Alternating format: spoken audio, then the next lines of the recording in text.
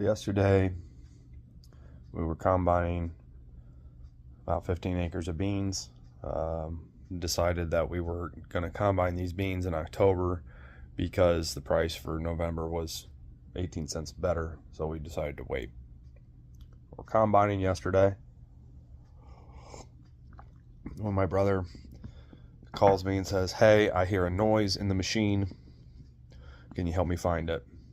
I ask him where it's coming from, start looking things over, take off some rotor covers, turn the machine on, hear it firsthand, and it's a thudding noise. The thudding noise, right?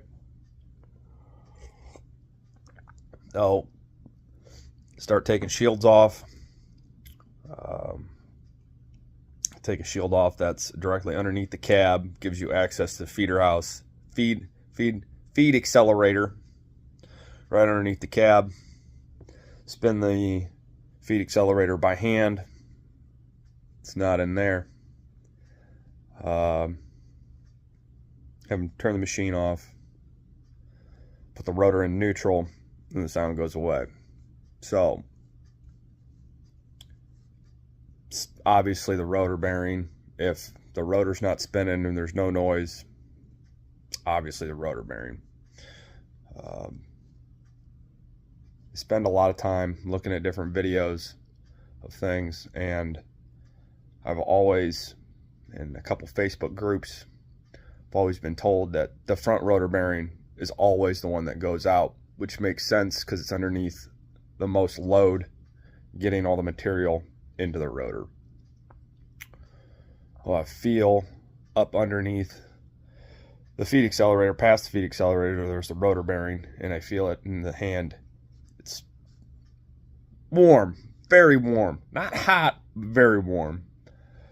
Oh, look at my brother, tell him the bad news. The rotor bearing is definitely our problem. It's warm, it shouldn't be warm, and ask, what do you think we should do?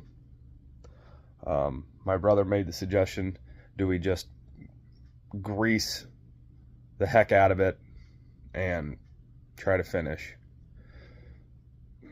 My thought about that is it's not worth risking the $90,000 machine for a $300 bearing.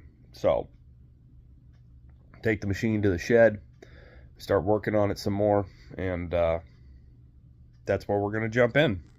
All right, so we broke down to here so far. There's 4 13mm bolts that hold that piece in there. Same on this side.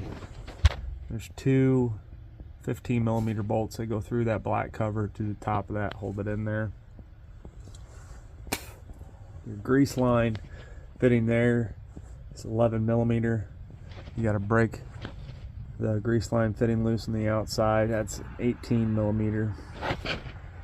You take the slide bolts that hold the cover that goes in here with the flex plate across. They're 18s, 1 and 2, 1 and 2. Pull that out of there. Piece that goes right in here. You just pull that out. Sits in a channel like this.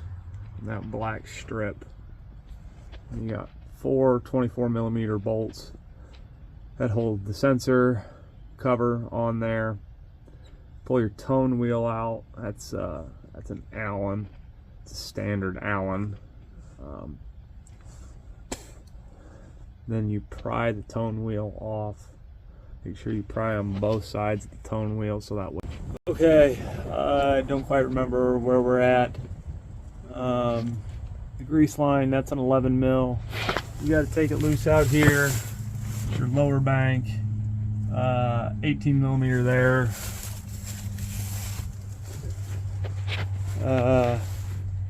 The bearing came off pretty easy, pried off pretty easy. The tone wheel was kind of a pain. Tone wheel, you want to make sure you get on both sides of it to pull it at the same time, because it's never going to come off in one. What we're going to do tomorrow is we're going to shine that shaft up with some sandpaper and slap the new bearing on there. Put the nuts back on just in case. The bolts can't go anywhere. Those 4 bolts, I don't think it's possible for them to fall in. I got some advice that they could. But yeah, I don't think they can fall in. So we're gonna slap this thing back together tomorrow. See if we can't finish 15, 20 acres of beans. Lovely. It's farming fun.